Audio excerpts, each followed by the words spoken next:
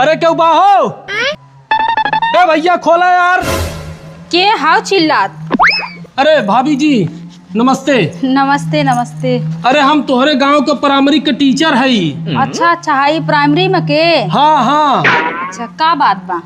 तोहरे घरे कई लड़कियां हैं टोटल? हमारे घरे 4 लड़कियां हैं। 4 लड़कियां?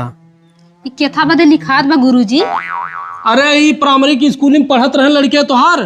हाँ हाँ, पढ़त त रहें पहले। तो पहले पढ़त रहे तब काहे नहीं पढ़त हैं? अब ना पढ़ाओ, बेसो हम एडमिशन करवा दे प्राइवेट स्कूले में।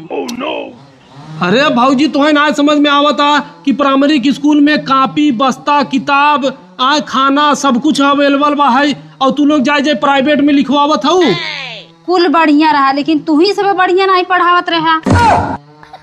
भाऊजी तू कहे का चाहत हूँ?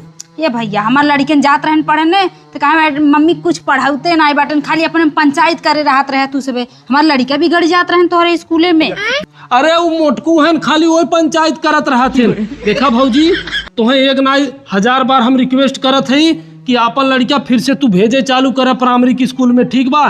काहे से कि हमारे सबन के नौकरी के सवाल बा। बात तो सही है। तबे तो पहुँचबे कहला दरवाजे दरवाजे, नौकरी पर आई गई बात न।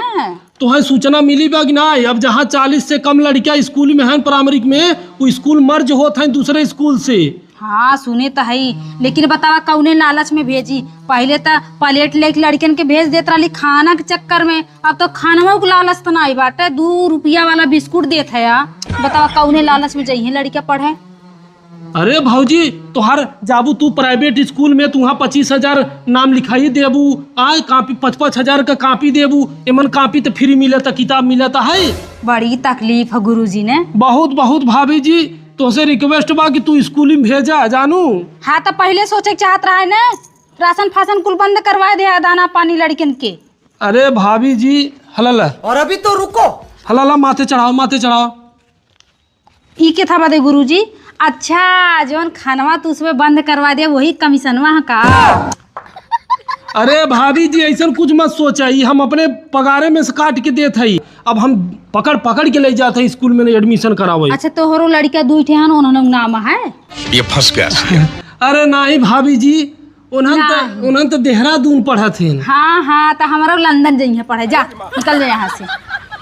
अपने लड़किया के पढ़ावा प्राइवेट में और हमने के लड़कियन के अपने स्कूल में डालते हैं सरकारी में। तोहर लड़का डीएम कलेक्टर बने, हमार चले वही में झाड़ू पोछा लगावे। मेहरारू के मुँहे के लागे भाऊजी। हाँ तो निकल के चला जा। चल दे पैसा दे। हट के चला जा, पैसे दे। पैसा दे।